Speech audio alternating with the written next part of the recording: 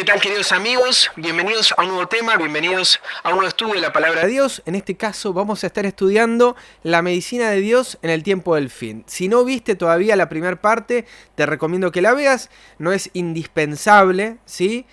Cada uno de los temas son independientes, tienen preguntas independientes, pero esta sí es la continuación del estudio titulado La verdadera medicina, o cómo aparece la medicina en la palabra de Dios, quién es el que la trae, etc. Estúdienlo y véanlo allí. Mi nombre es Leandro Pena, les vuelvo a recordar, no tengo nada que ver con la medicina, ¿sí? O con la salud científicamente hablando, pero sí me encanta estudiar la Biblia, me encanta buscar respuestas bíblicas a todos estos temas, me gusta la historia y me gusta sobre todo la profecía, así que vamos a anclar este tema, vamos a anclar este estudio de la medicina de Dios en el tiempo del fin, lo vamos a anclar en los tiempos que estamos viviendo. ¿Por qué es importante conocer este asunto en los días en los que estamos viviendo, queridos amigos? Así que nos vamos a meter de lleno en un nuevo estudio, ¿sí? Y para ello me gustaría presentarles lo que siempre hablo, pero nunca lo grafico, que es los eventos que desencadenan la crisis final. Para eso yo te recomiendo que estudies 3 libros, ¿sí? Uno que es Mateo, capítulo 24, otro que es Marcos 13 y el otro que se encuentra en Lucas, capítulo 21. Estos 3 capítulos hablan de la profecía de Jesús sobre los tiempos finales, ¿sí? Así que si nunca lo leíste, stop, buscalo, léelo tranquilo, y si no, acompáñame y anda orientándote en la palabra con respecto a estos temas, ¿sí? El estudio en particular va a estar guiado por el capítulo de Lucas, capítulo 21, pero ustedes pueden buscar el que así lo deseen, ¿sí? Hay eventos que desencadenan la crisis final, ¿sí? Hay un evento que nosotros estamos esperando muchísimo y que es con el que concluye los 3 capítulos, que es la segunda venida de Cristo. Por ejemplo, podemos leer en Lucas 21-27 que entonces verán al Hijo del Hombre que vendrá en una nube con poder y gran gloria, y aquellos que conocen el capítulo podrán ampliar este concepto, que van a ir con sus ángeles, los ángeles van a buscar a los escogidos tanto vivos como también los que estén descansando en las tumbas, a todos va a venir a buscar y nos va a libertar, ¿sí? Este es el gran evento. Por ejemplo, no hablar de el milenio u otras situaciones que vamos a encontrar en el libro de Apocalipsis, porque el interés de Jesús acá es preparar a un pueblo para su segunda venida, ¿sí?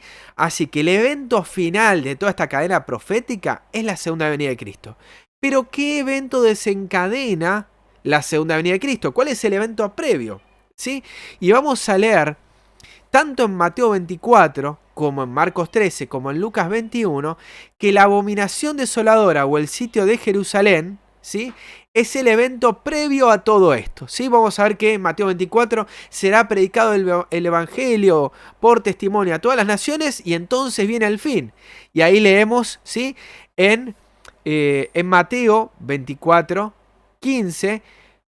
Por tanto, cuando veáis en el lugar santo la abominación desoladora, y ahí Jesús dice, el que esté en Judea no vuelva a la ciudad, el que esté en el campo no vuelva a tomar su capa, etcétera, etcétera, etcétera, ¿sí?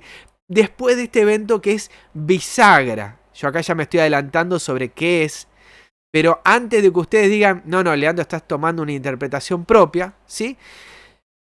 En Lucas lo menciona como Jerusalén rodeada de ejércitos. En Mateo como abominación desoladora, ¿sí? Algo abominable en la Biblia es cuando vos mezclabas lo santo con lo profano, ¿sí? Cuando mezclabas lo puro, lo sagrado de Dios con lo secular, lo mundano. Pero esto que es abominable y que va a estar en el lugar que no debe estar, ¿sí?, va a ser también desolador. En Jeremías 50 menciona a Babilonia como una potencia desoladora o destructora, ¿sí? Este poder que mezcla lo sagrado con lo profano también es destructor. Y en Lucas 21 lo menciona como Jerusalén rodeada de ejércitos, ¿sí? Es decir, que tiene que ver una cosa con la otra. Jerusalén fue rodeada de ejércitos, fue rodeada por el Imperio Romano en el año 70, por en aquel entonces general Tito, ¿sí? Y en aquel momento, así también lo vamos a entender en el tiempo final, hay una relación entre Roma invadiendo Jerusalén con Roma en los tiempos finales. Y hay un detalle que a ustedes le puede pasar la atención, pero si ustedes leen detenidamente en la versión Pellita, Mateo 24:15 agrega una palabrita ahí, que es cuando vean la señal de la abominación destructora. No simplemente la abominación destructora, sino que hay una señal, hay algo característico de este poder destructor, ¿sí?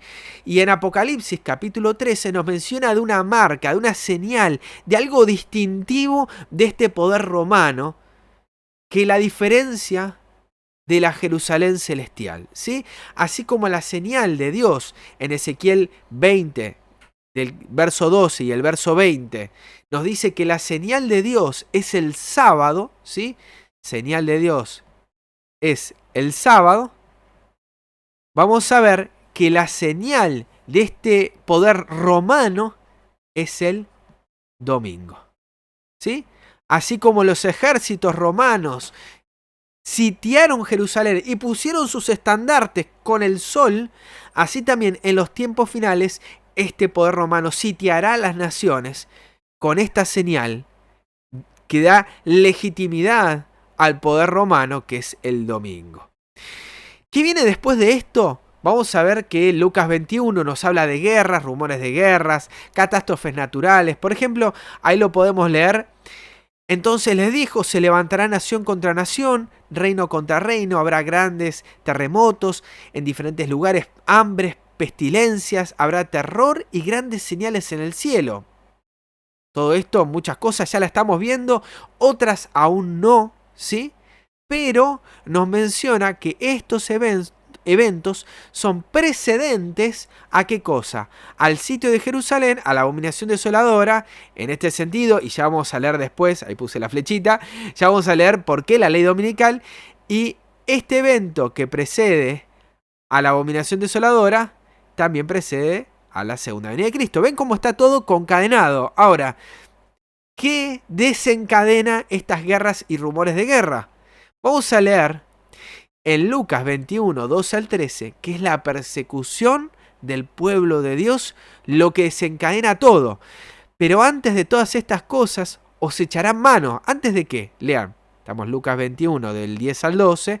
El versículo 12, ¿sí? El siguiente, nos dice que antes de estas cosas, os echarán mano, van a perseguirlos. Os perseguirán y os entregarán a las sinagogas y a las cárceles, y seréis llevados ante reyes y ante gobernadores por causa de mi nombre, y esto será ocasión para dar testimonio. Perfecto. Ya vimos acá que la persecución es lo que desencadena las guerras y rumores de guerra, que desencadena la abominación desoladora, que desencadena para dar lugar a la segunda venida de Cristo. Ahora la pregunta es, ¿y qué desencadena la persecución del pueblo de Dios? ¿Sí? ¿Cuál es ese gran evento? Porque si conocemos cómo se enciende la mecha de los eventos finales, podemos entender el cuadro por completo, ¿sí?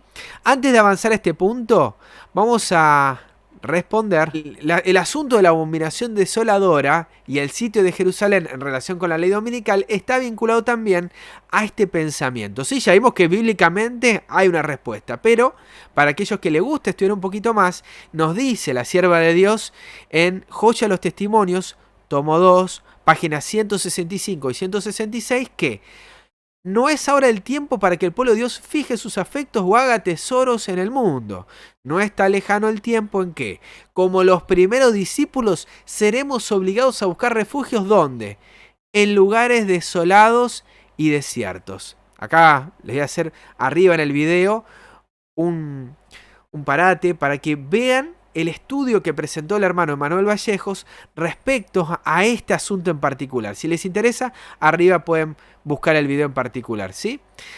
Y nos dice la cita: así como el sitio de Jerusalén por los ejércitos romanos fue la señal para que huyesen los cristianos de Judea, así, y fíjense acá, la toma del poder por parte de nuestra nación, los Estados Unidos, con el decreto que imponga el día de descanso papal, será para nosotros, ¿qué cosa? Una amonestación. Será tiempo entonces de abandonar las grandes ciudades, es decir, hay una posibilidad de hacerlo, no es que nos está llamando a esperar el filo de la navaja para hacerlo, pero hay una posibilidad. Dios es misericordioso para aquellos que aún se encuentran en las grandes ciudades, les va a dar una posibilidad para salir de ellas y prepararnos para abandonar las menores. No es que van a salir inmediatamente de las menores, sino que van a huir a las menores, prepararlos ahí para abandonar las menores, ¿en busca de qué? De hogares retraídos en lugares apartados entre las montañas. Dios va guiando a su pueblo, ¿sí? No por el terror de lo que va a venir, sino por amor, para ser cuidados y guardados. Y ahora, en vez de buscar costosas moradas aquí, nos dice la sierva, debemos prepararnos para trasladarnos a una patria mejor, la celestial. Amigos, nuestra vida aquí no es para hacernos grandes mansiones, grandes casas, sino para una vida de servicio y para prepararnos, para trasladarnos a una patria mejor, la celestial. En vez de gastar nuestros recursos en la complacencia propia, debemos buscar, ¿qué cosa? La economía, ¿sí? Entonces, ¿qué evento desencadenó la persecución pasada? Volvamos al punto inicial. Ya vimos que la segunda venida de Cristo viene por la ley dominical. Es el evento anterior, es un evento bisagra. La ley dominical o abominación desoladora se da por las guerras, rumores de guerras, en fin, ¿sí? Que van a motivar a la gente a llamar la atención a una ley moral para solucionar los conflictos mundiales. ¿Y por qué se llega a la guerra y rumores de guerra? Porque hay una persecución contra el pueblo de Dios. ¿Y por qué se desencadena la persecución contra el pueblo de Dios? Veamos en el tiempo pasado. Jesús les dice en Mateo 10, 16 al 18, «He aquí yo os envío como ovejas en medio de lobos.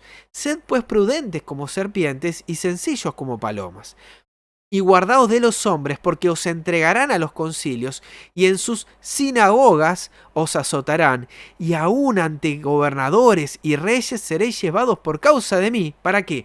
Para testimonio a ellos y a los gentiles. Entonces, acá podemos encontrar, como podríamos decir, algo para pivotear entre las dos profecías, ¿sí?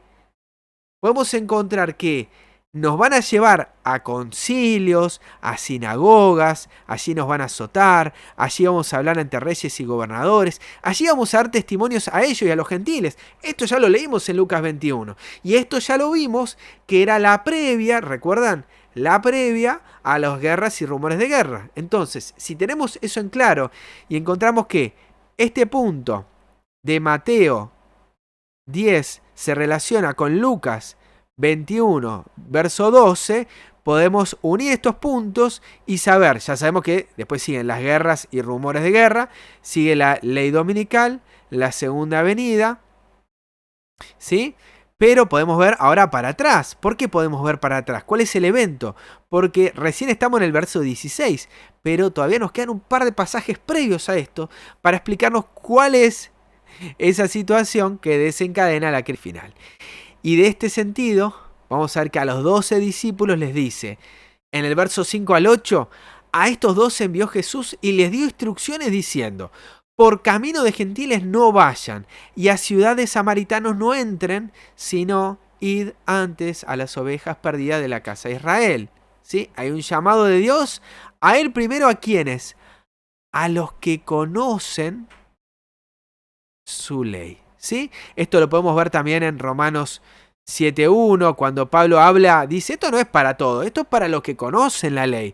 ¿Y qué ventaja tiene el judío? Romanos 1 y 2, ellos conocen, retienen la palabra. Entonces, ¿por qué le da esta instrucción? Porque primeramente Dios va a juzgar a aquellos que tienen conocimiento. Por eso los envió a camino de gentiles, no, a samaritanos tampoco, sino a los que conocen la palabra de Dios.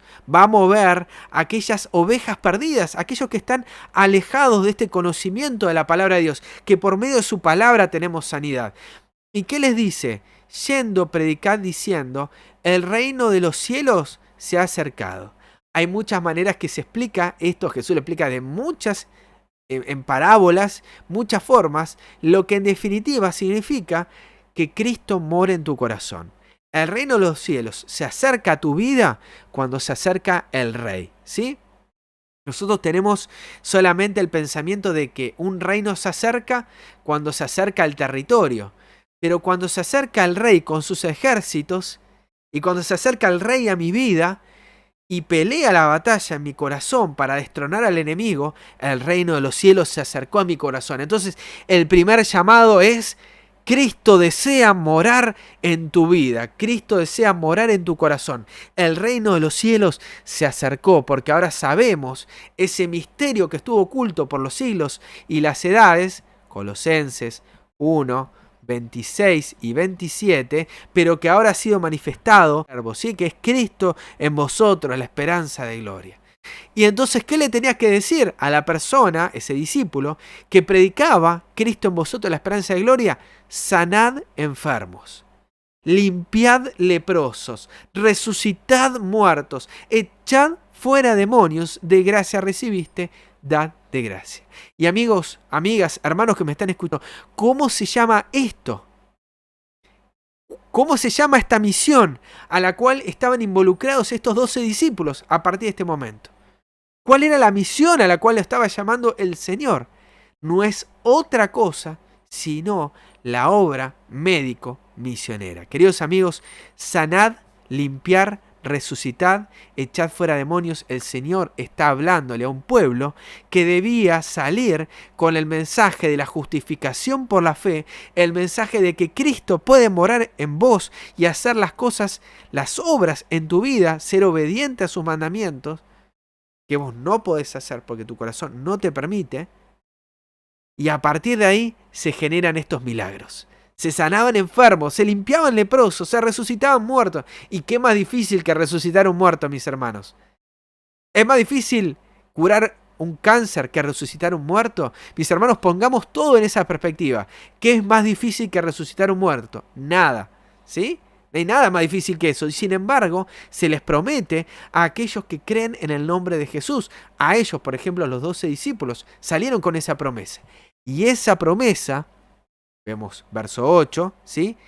Vemos esa promesa, llegamos al verso 16 al 18 y encontramos que esa promesa es la que lleva a que los hombres detesten el mensaje de Dios y lo lleven a las sinagogas, a los concilios, a las cárceles. Entonces, ¿cuál es el mensaje que desencadena la persecución del pueblo de Dios? La obra médico-misionera. Y esto es muy sencillo y muy profundo a la vez. Por eso es necesario entender el mensaje que presenté en el primer video para comprender por qué Dios nos está enviando con un mensaje de sanidad. ¿A quién le encargó esta misión? Primeramente a los 12. Pero también vemos que a los 70 discípulos les dijo: id y sanad a los enfermos que en ella haya, en cada ciudad, y decidles. ¿Sí? Tenían que hablar. Se ha acercado a vosotros el reino de Dios. Presten atención, porque en el versículo anterior vimos que debían ir diciendo que el reino de los cielos se ha acercado. ¿Sí? Primero se acercó el reino. Se sana la persona y una vez que la persona se sana, decirles: esto ocurrió porque se acercó a vosotros el reino de Dios. ¿Cómo es que alcanzamos medicina? No es por los yuyos, no es por el sol, por el agua, por el aire. Todos estos son los agentes curativos de Dios. Pero alcanzamos sanidad porque se acercó a nuestra vida el reino de Dios. Porque Dios así lo quiso. Dios así lo proveyó para cada corazón. También le encargó esta misión a todos los que creen, ¿sí? No solamente a los 12, a los 70, sino que estas señales iban a seguir a los que creen. En mi nombre iban a echar fuera demonios, iban a hablar nuevas lenguas, tomarán en las manos serpientes, y si bebieren cosa mortífera, no les hará daño. Imagínense si hablamos de inocular a alguien, ¿sí? Es exactamente el mismo principio. En su nombre, aun si a mí me inoculan algo, no me va a hacer daño. Si estamos en su nombre, si estamos en su espíritu. Sobre los enfermos pondrán sus manos. ¿Y qué iba a pasar? Sobre los enfermos pondrán sus manos y sanarán. Entonces la promesa está clara porque es una misión encomendada a todos los que creen, ¿sí? No tenemos nada que temer con respecto a las cosas que vienen si estamos en Cristo, si Cristo mora en nuestro corazón, si creemos que Él puede realizar estos milagros en nuestra vida. ¿Por qué hoy no ocurre esto? ¿Por qué estas cosas no pasan hoy? ¿Por qué no hay más sanidad, no hay más milagros, no hay más medicina de Dios? ¿Por qué esto no ocurre? Porque así como en el pasado, hoy en día, Jesús no hizo allí muchos milagros, Jesús no sanó a la gente, ¿a causa de qué? De la incredulidad de ellos. Mis hermanos, nosotros podemos ser agentes de sanidad, podemos aceptar la gracia, la bendición de Dios, la sanidad de Dios, si creemos en ella, o podemos ser responsables justamente de nuestra desgracia. Amigos, esto es muy claro. ¿Por qué hoy no hay persecución? La sierva de Dios dice, en Conflicto de los Siglos, página 45, capítulo número 2, ahí lo pueden ver ustedes en pantalla, La fe de los mártires, dice, otro asunto hay de más importancia aún que debería llamar la atención de las iglesias en el día de hoy. ¿Cuál? El apóstol Pablo declara que todos los que quieran vivir piamente en Cristo Jesús padecerán persecución. ¿Por qué entonces, dice, parece adormecida la persecución en nuestros días? El único motivo por lo cual hoy no hay, dice, el único motivo es que la iglesia se ha conformado a las reglas del mundo y por lo tanto no despierta oposición. Hagamos retroceso, ¿sí? ¿Cómo es que viene la persecución? Cuando hacemos las obras médico-misioneras.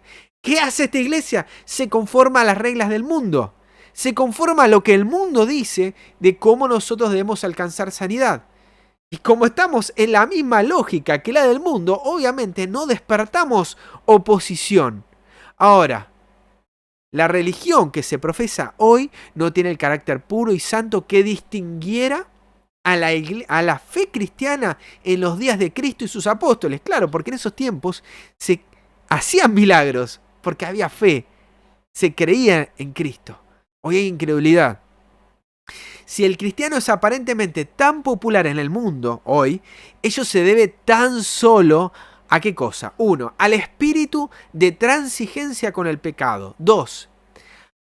A que las grandes verdades de la palabra de Dios son miradas con indiferencia. Y 3. A la poca piedad vital que hay en la iglesia. Vamos a repasarlo. 1. Al espíritu de transigencia con el pecado. Vemos que el pecado, en 1 Juan 3:4, ¿sí?, es la transgresión a la ley de Dios. Y la ley de Dios es lo que nos trae sanidad a nuestra vida porque es lo enviado por Dios para darnos sanidad. Entonces, el espíritu de transigencia con el pecado es la desobediencia a las leyes de Dios por parte del cristianismo actual, de todo el cristianismo en general, pero en particular de aquellos que están pasando por estas situaciones. Otra. A las grandes verdades de la palabra de Dios son miradas con indiferencia. Sí, son importantes las leyes, pero fueron para esa época, para esa cultura, para esa generación. ¿Por qué? Porque las enfermedades evolucionaron y hoy tenemos nuevas enfermedades distintas a las que existían en esos tiempos, ¿sí? Entonces, cuando empezamos a aplicar esos principios, empezamos a erosionar la palabra de Dios. Ya no tiene validez. Lo que Dios me dijo hace mucho tiempo era para esa generación. Hoy su palabra no afecta a mi vida cuando empezamos a verla de esta manera. Y cuando ocurre esto, vemos que el cristianismo es popular, porque somos modernos, porque aceptamos la pseudociencia de estos tiempos. Y por último dice, y a la poca piedad vital que hay en la iglesia. Hermanos, estamos considerando que los dones de Dios y el poder de Dios se manifestaron como poco hace 100 y pico de años y como mucho hace 2000 años, ¿sí? De ahí en más hemos creído que Dios acortó su poder en su iglesia. Hoy no hay poder, hoy hay poca piedad vital en la iglesia de Dios. Ahora, ¿qué nos dice la sierva? Hagan este experimento, revivan la fe. Empecemos a creer en Dios, a creer en su palabra, a creer que lo que dijo también afecta a mi vida en el día de hoy. Y el poder de la iglesia primitiva. No solamente la fe y el poder de la iglesia primitiva, de esa iglesia que curaba, que sanaba, ese Pedro que se acercaba y le decía, no tengo oro y plata, pero lo que tengo te doy. En el nombre de Jesucristo, levántate y anda. De esa iglesia está llamando el Señor, de esa iglesia que avance con fe, que crea con fe, que sea obediente a sus mandamientos. Y el espíritu de persecución revivará también. Y el fuego de la persecución volverá a encenderse. Y podemos mirar eso como algo malo, ¿sí? Yo quiero estar bien, quiero mantener mi status quo, pero mis hermanos, ¿cuánto tiempo más vamos a querer seguir viviendo en estas condiciones de enfermedad, de muerte? Cuán poco empatizamos, ¿sí? Porque a veces nosotros estamos bien, nos encontramos bien en nuestro hogar, calefaccionados, con alimento, con salud. Pero cuán poco empatizamos con aquellos que están hoy sufriendo, que están pasando de distintos tipos, ¿sí? De enfermedad, desde física, pero sobre todo mental, angustiados por las cosas que estamos viviendo. Y nosotros que sabemos y que conocemos, no hacemos nada.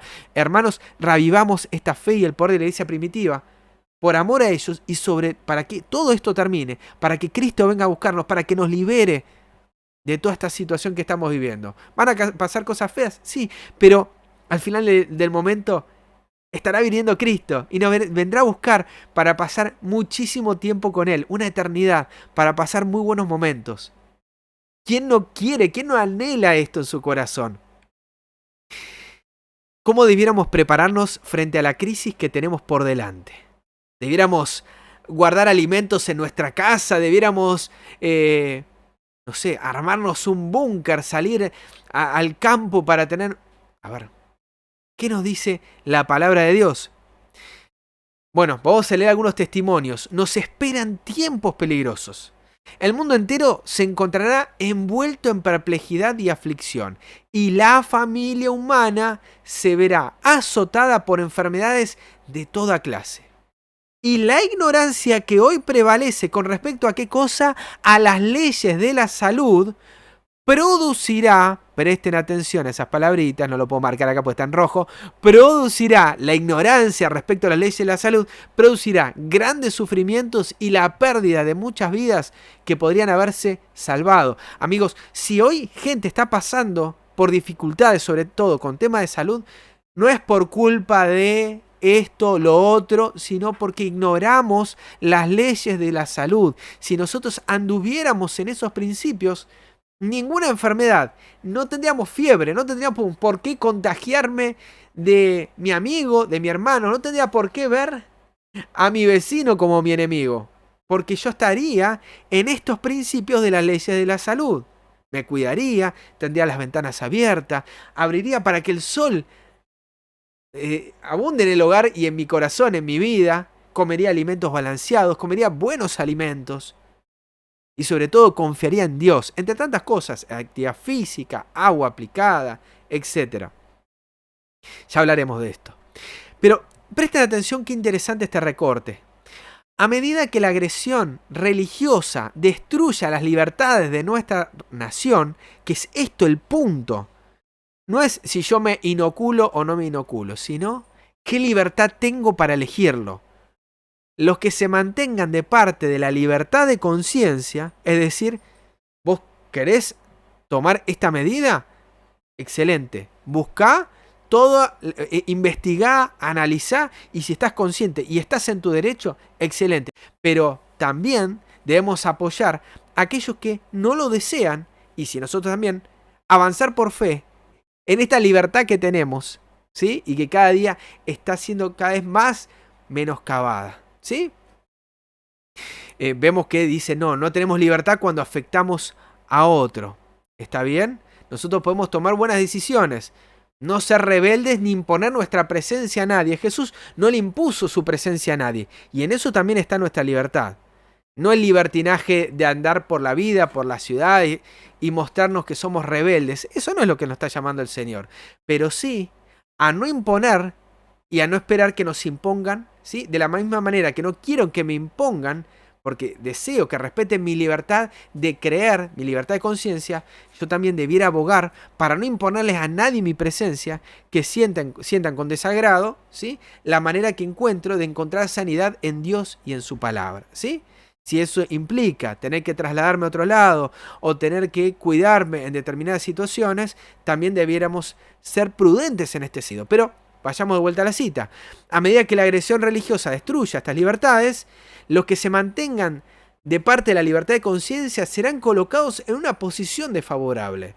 Por su propio beneficio, escuchen, debieran actuar con inteligencia, mientras tienen oportunidad todavía, y aprender acerca de las causas, de la prevención y el tratamiento de las enfermedades. Amigos, en el tiempo final hay dos cosas que se nos llama. Primero, actuar con inteligencia.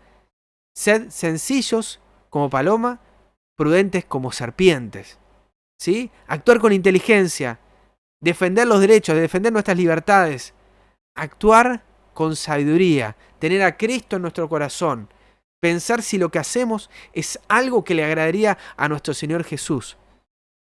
Y aprender, sobre todo, mientras tenemos oportunidad, mientras hay paz, acerca de la causa de las enfermedades. Acerca de cómo prevenir esas enfermedades y acerca de cómo tratar esas enfermedades. Al hacerlo, encontrarán un campo de labor en todas partes. Habrá muchas personas enfermas que necesitarán ayuda, no solamente entre los de nuestra fe, sino mayormente entre los que, ¿quiénes?, no conocen la verdad. Y a mí me llamó absolutamente la atención que este texto de Maranata continuara diciendo: Cristo llamó a estos discípulos y les envió su comisión. ¿Sí? Y lo que ya leímos, Mateo 10, del 7 al 8 y del 10 al 16. Exactamente lo mismo. ¿Y qué dice sobre esto? Conviene que leamos este capítulo, ¿sí? Este capítulo, y que permitamos que sus instrucciones nos preparen para nuestro trabajo. Los primeros discípulos salieron a realizar la obra de Cristo bajo su comisión. Su espíritu debía preparar el camino ante ellos. Debían sentir que por llevar un mensaje tan importante y por tener bendiciones tan grandes que impartir, debían de ser recibidos con los brazos abiertos de la gente. Esto es lo único que nos sostendrá con vida en los tiempos finales, amigos. Aprendan, y esto es un mensaje para los neófitos, como yo, en estas cuestiones, sí, que estoy aprendiendo recién y me sigo maravillando de lo sencillo. Dice, aprendan cómo dar tratamientos sencillos nuestros pastores. ¿Sí? No, el pastor se dedica... No, también debieran aprender ellos, que hayan tenido experiencia en la predicación de la palabra y entonces salgan como evangelistas, médicos, misioneros. Se necesitan ahora obreros, pero no cualquier clase. Obreros, médicos, misioneros. Este es el gran llamado que está haciendo el Señor en esta hora. Aún los que dicen, pero mi ocupación es otra. Aprendamos cosas sencillas. No hace falta que estudiemos todo el libro de anatomía, ¿sí?, y nos graduemos en alguna universidad de medicina. Tratamientos sencillos. Qué difícil hay en saber aplicar el agua, el aire, cómo alimentarse bien para tener sanidad. Principios claros, principios sencillos. Nada difícil, nada lejos. Cosas que están cerca de ti. Cosas sencillas, al alcance de la mano, como está la palabra, en tu boca y en tu corazón, para que las cumplas. Y entonces finalizo con estas dos citas, ¿sí?, que son consecutivas, está en Consejos sobre la Salud, y nos dice, la única esperanza de mejorar la situación estriba en ¿qué cosa? En educar al pueblo en los principios correctos, ¿sí? Esta es la única esperanza, la educación. Enseñen los médicos que el poder curativo no está en las drogas, no está en las pastillas, en los remedios, sino en la naturaleza. La enfermedad, ¿qué es? Es un esfuerzo de la naturaleza, de nuestro ser, ¿sí? Esto es lo que está mencionando. Emanuel me había hecho esta observación en el tema que presenté el sábado, ¿sí? La naturaleza se refiere a todo nuestro cuerpo, ¿sí?, a esta maquinaria viviente. No está en las drogas, sino que en nuestra propia naturaleza, en esta misma maquinaria, podemos encontrar elementos para restablecerla, ¿sí? Nuestro cuerpo puede hallar sanidad si lo tratamos como debe ser. La enfermedad es un esfuerzo de la naturaleza para librar al organismo de las condiciones resultantes de ¿qué? De una violación de las leyes de la salud, ¿sí? Hoy estamos poniendo la mente en otras cosas, estamos poniendo la mente en limpiar las superficies, pero poco caso se hace, ¿sí? De otro tipo de pestes y plagas, ¿sí? La gente hoy anda con tapabocas y usa un montón de situaciones, pero pueden andar en distintos negocios de alimentos, cucarachas, ratas, que los dueños no le hacen caso, ¿sí? Ah, pero tienen alcohol en las manos, ¿sí? Ah, pero ellos tienen barbijo y tienen un montón de cosas. Queridos amigos, la enfermedad es un esfuerzo de la naturaleza para librar al organismo de las condiciones resultantes de la violación de las leyes de la salud. En caso de enfermedad, cuando vos te enfermás, hay que indagar la causa, ¿sí? Cuando yo caigo por haber hecho un esfuerzo tremendo, por haber trabajado muchísimo, y me tomo una pastilla, lo que estoy haciendo es ocultando ¿qué cosa? La causa de mi enfermedad. Cuando hay una enfermedad, en caso de enfermedad, hay que indagar la causa. ¿Por qué? Porque yo me voy a tomar la pastilla, me voy a tomar esa droga, pero voy a seguir trabajando como loco. Voy a seguir avanzando y haciendo un esfuerzo que Dios no me está pidiendo. Entonces, si hay una enfermedad, descansar, reposar, va a traer sanidad a tu cuerpo y vas a resolver un problema que hasta este momento vos no te habías dado cuenta, ¿sí? Que por la edad y por muchas otras situaciones, Dios te está llamando a descansar. Una vez a la semana, el sábado, y de tu trabajo teniendo un límite, ¿sí? Deben modificarse las condiciones antihigiénicas y corregirse los hábitos erróneos. Después hay que ayudar a la naturaleza en sus esfuerzos por eliminar las impurezas, ¿sí? No es simplemente, bueno, ahora que mi cuerpo descanso y se limpia solo, no. También podemos ayudar a la naturaleza por eliminar estas naturalezas y restablecer las condiciones normales del organismo. ¿Cómo? Bueno, la siguiente cita, y esta es la última, hay 8 cosas que podemos hacer. El aire puro, el sol, la abstinencia o la temperancia, ¿sí? Abstinencia de comer, el ayuno, por ejemplo, ¿sí? El descanso, el ejercicio, una alimentación conveniente, el agua, la confianza en el poder divino, son los verdaderos remedios, ¿sí? Encontramos que en 8 remedios naturales encontramos la verdadera sanidad. Todos debieran conocer los agentes que la naturaleza provee como remedios y saber aplicarlos. Todos, ¿sí? No simplemente los médicos. Todos debiéramos conocer cuáles son y cómo aplicarlos. Es de suma importancia darse cuenta de los principios implicados en el tratamiento de los enfermos y recibir una instrucción práctica que los habilite a uno para hacer un uso correcto de estos conocimientos.